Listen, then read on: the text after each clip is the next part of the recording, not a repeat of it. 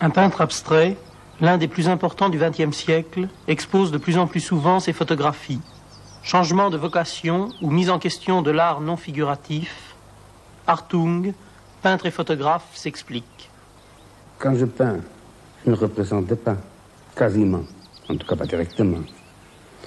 Et par contre, là, je peux capter quelque chose qui est là et qui cache en elle quelque chose que je cherche. Quelquefois, c'est tout simplement avoir la chance d'avoir un merveilleux objet devant soi. Et justement, tout simplement, le déclic aussi, le déclic intellectuel de faire la photo. La plupart des gens ils restent là, oui, oh, c'est beau, c'est beau, c'est beau, mais ils ne gardent pas pour le futur, ils ne gardent pas, ils ne font pas la photo. Je vois dans la nature très souvent des choses que d'autres ne voient pas. Ou il y a des choses qui m'intéressent, qui les autres n'intéressent pas, je veux dire. Alors, je peux les agrandir, je peux les fixer, je peux en faire une composition, une œuvre en soi.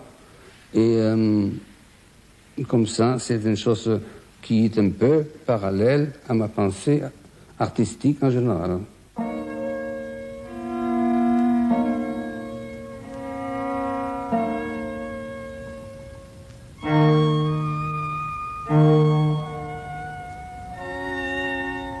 Tu as été un des premiers peintres modernes à être obsédé par l'idée de la vitesse dans l'exécution. En peinture d'abord, mais est-ce que pour toi, l'idée de l'instantané en photographie est très importante? Je veux dire, c'est une possibilité justement, une extraordinaire possibilité de la photographie de pouvoir prendre l'instant. Avec un canon maintenant, ou je sais pas, n'importe quel appareil japonais, et on peut photographier à droite, à gauche, etc., comme on veut. C'est quelque chose d'absolument incroyable, ce qu'on peut faire. Mais autrefois, c'était impossible. Et puis, une photo, c'était quelque chose de respecté. On a préparé plus ou moins, on mettait bien au point, etc., rester tranquille, etc., bougez plus, maintenant, respirez plus, etc., et on prenait sa photo.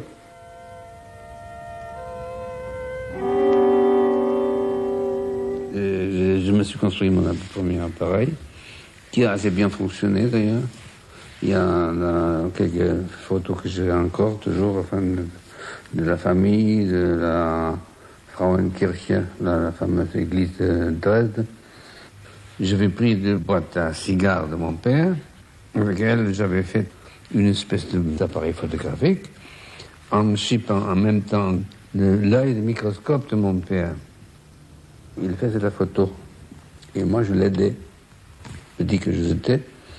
Il me prenait avec lui dans la chambre obscure qu'on avait à l'époque, avec la lampe rouge encore, on pouvait voir.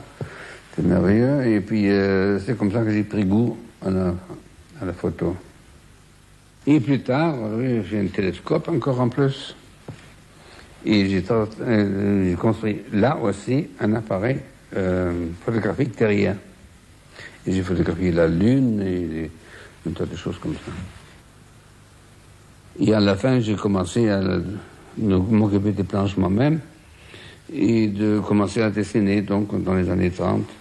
Dessiner, coller dessus, enfin, faire un tas de choses comme ça, comme si c'était des cuivres pour faire des gravures. Un nouveau moyen de faire de la gravure, avec transparence possible.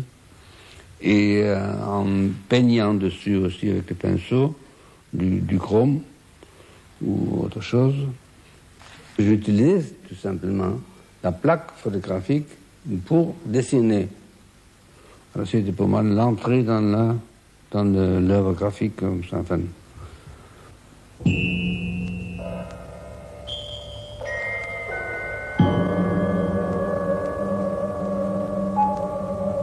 Il faut un déclic pour rappeler les choses. Et on se remplit vraiment sa vie, on la nourrit en faisant des images. Persuadé qu'il y a beaucoup de choses qui se perdent complètement dans la mémoire, mais qui, à cause des photos qu'on a faites, reviennent en toute leur fraîcheur.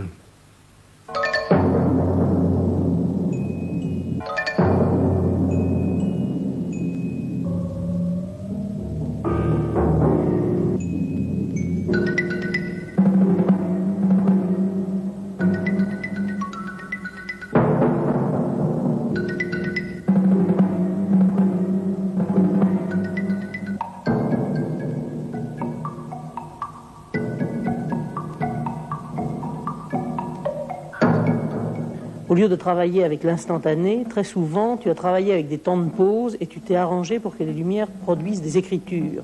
Ah oui. Ça m'a intéressé comme résultat. Quand je le faisais, en général, c'était parce que j'étais dans une voiture. Tu vois, j'étais devant, dans la voiture, et par le mouvement de la voiture, il s'est créé les griffures. Mais quand je les ai vus comme résultat sur la photo, je les ai acceptés avec plaisir. Il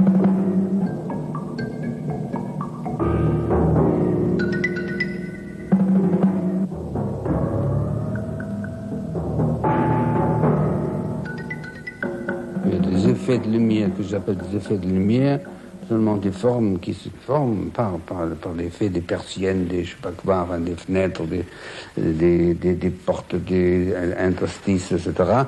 Il se crée des formes souvent très très esthétiquement merveilleuses, très très belles, et qui nous touchent beaucoup.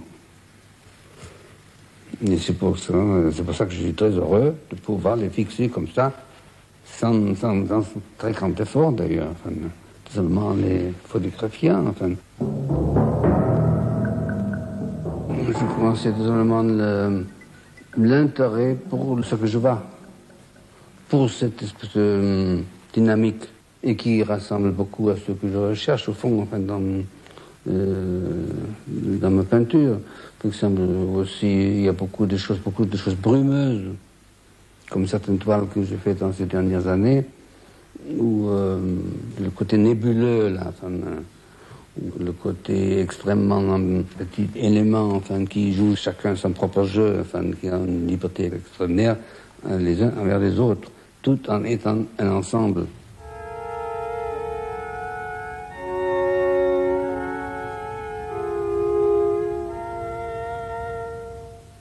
Qu'est-ce qui te plaît dans le Minox? Mais la petitesse, le fait que je puisse donc en conséquence porter sur moi tout le temps, ça me gêne. J'aime beaucoup le grain que produit le tout petit minuscule film agrandi énormément. Cette espèce de transposition qui est là, et ce côté qui n'est pas exactement la vérité.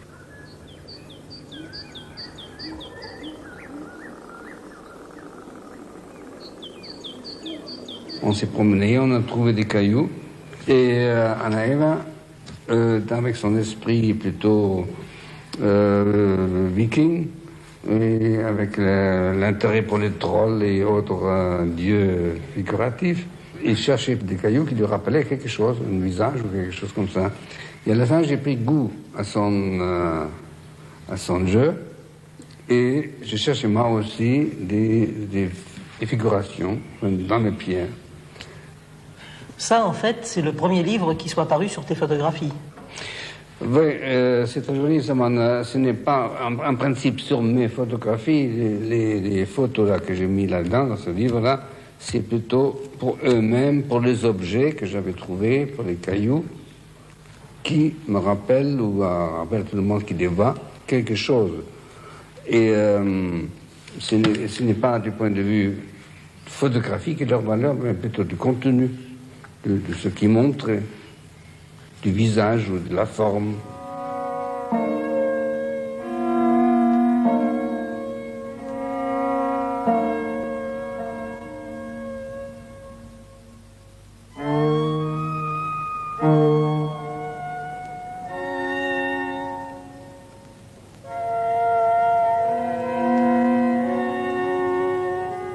Quand on voit une photographie ici de filet faite au Cap Nord, et quand on voit une toile à peu près de la même époque, est-ce qu'il n'y a pas un rapport évident dans la manière dont tu utilises les formes? Certainement, enfin, une espèce de lourdeur avec ces traits verticales, enfin, tout ce travail qui traverse, etc. Ça, c'est quelque chose qui apparaît aussi ici. Et parce que ça, je voulais trouver une chose qui me correspond dans la nature, alors que la première chose à faire, c'est que je la photographie. Alors, il y a justement cette lourdeur de quelque chose qui dépasse dessus, quelque chose qui prend un élan. Et ça, c'est quelque chose qui très souvent, enfin, chez moi, joue un rôle, l'expression de force ou de dynamique.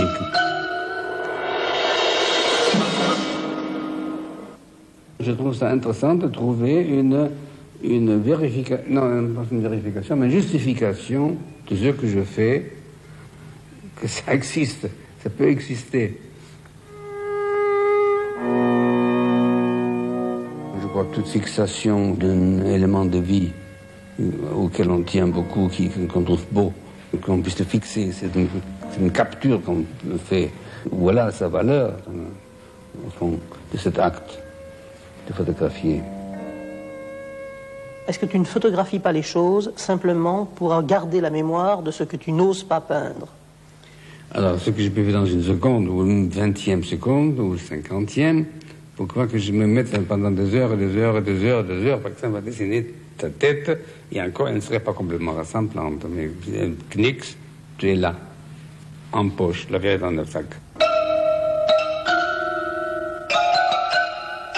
La photo suffit parfaitement, et même supérieure en général, pour le souvenir.